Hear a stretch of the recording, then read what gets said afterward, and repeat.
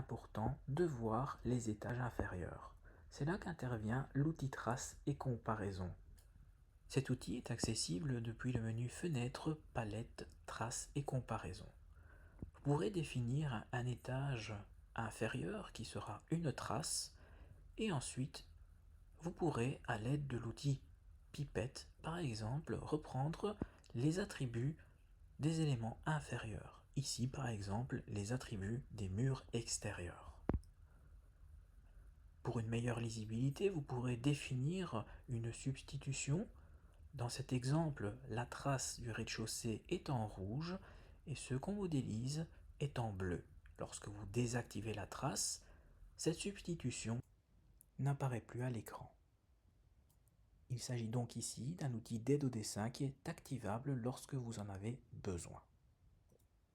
Vous pouvez aussi vous servir d'outils 2D comme la polyligne que vous voyez à l'écran pour vous guider dans la modélisation de votre 3D.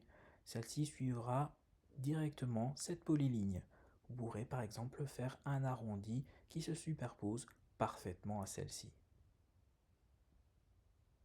Pour éditer le mur, comme d'habitude, sélectionnez le mur, cliquez sur la ligne de référence et arrondissez-le avec l'option appropriée. Une fois que vous avez un contour fermé, eh bien vous allez pouvoir le remplir par exemple ici avec une dalle. Une fois la dalle sélectionnée, placez-vous à l'intérieur du contour fermé et maintenez la barre d'espace. Une baguette magique et un clic gauche vous permettra de remplir l'ensemble. Lorsque vous modélisez, il est important de régulièrement afficher votre 3D. Cette 3D n'est pas qu'un outil de visualisation, mais aussi un outil de travail. Dans cet exemple, vous voyez qu'il est possible de diminuer la hauteur de l'acrotère en 3D et ensuite de nouveau rebasculer en plan. Lorsque vous ouvrez un étage supérieur, normalement celui-ci est vide. Lorsque vous faites un clic droit sur un étage inférieur, vous pourrez l'afficher en référence de trace. Vous pourrez ensuite, à l'aide de l'outil Pipette, reprendre les options inférieures, par exemple ici des murs, pour vous aider à aligner les murs. Vous voyez que l'outil mur est sélectionné, choisissez l'option appropriée et ensuite modélisez les murs. Une fois que c'est terminé, vous pouvez désactiver la trace. Pour modéliser la toiture, sélectionnez l'outil toiture, tracez une ligne de référence et ensuite tracez la toiture. Vous pourrez définir l'angle en pourcentage, en degrés, l'altitude de cette toiture par rapport à la ligne de référence. Et si la toiture est différente, choisissez une autre méthode de géométrie. Visualisez régulièrement le résultat en 3D. Dans cet exemple, il va falloir modifier la hauteur de l'acrotère.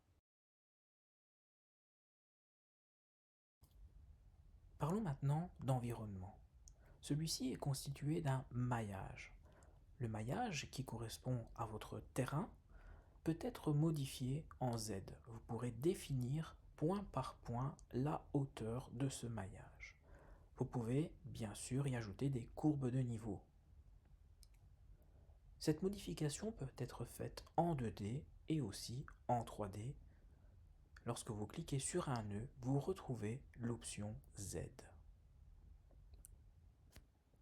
Lorsque vous sélectionnez une ligne de référence, vous montez automatiquement les deux points qui constituent l'arête sélectionnée. Pour créer une courbe de niveau 3D, vous pouvez vous appuyer sur les outils 2D.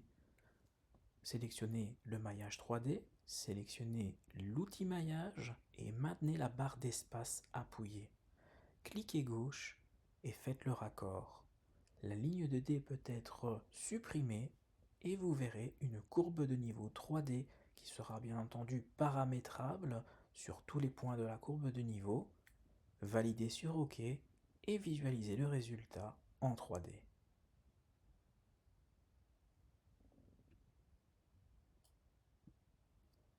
L'environnement, c'est aussi des objets de type végétation, des arbres, des haies. Ce qu'il est important de prendre en considération est la densité de ces éléments. Vous avez les densités de tronc, les densités de feuilles, les densités de la couronne. Plus ces densités sont élevées, plus cela prendra des ressources à votre ordinateur. Trouvez donc le juste milieu par rapport à la taille de votre projet et aux performances de votre ordinateur. Parlons maintenant des compositions.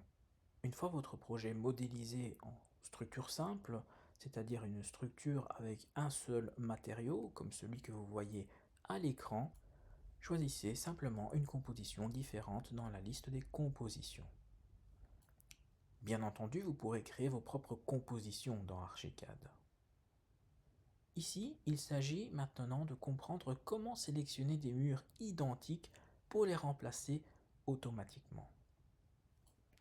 Une façon assez simple est de prendre l'outil Sélection et d'appuyer sur le bouton Shift à chaque clic gauche. Eh bien, la sélection s'additionne. Une autre façon est d'activer les groupes.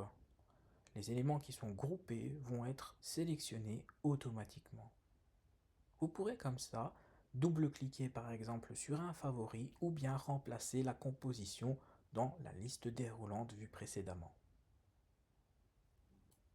Il est possible que les groupes ne correspondent pas à vos besoins, par exemple des murs plus épais, des murs moins épais qui ont été modifiés tout au long du projet. Eh bien le menu Édition vous permet de faire apparaître la fenêtre Chercher et sélectionner qui peut contenir des critères particuliers, le type d'élément, l'épaisseur, le matériau, et le bouton plus vous permet de sélectionner l'ensemble sur base de vos critères. Par exemple ici, des murs avec une épaisseur égale ou bien supérieure à une certaine dimension. Vous pouvez appuyer sur Pipette pour remplir les valeurs de vos critères et vous pouvez comme ça ajouter un certain nombre de critères. L'objectif étant de sélectionner des éléments qui sont strictement identiques. Une fois les éléments sélectionnés, vous pouvez très facilement remplacer les compositions à l'aide des favoris ou bien du menu déroulant qui contient vos compositions.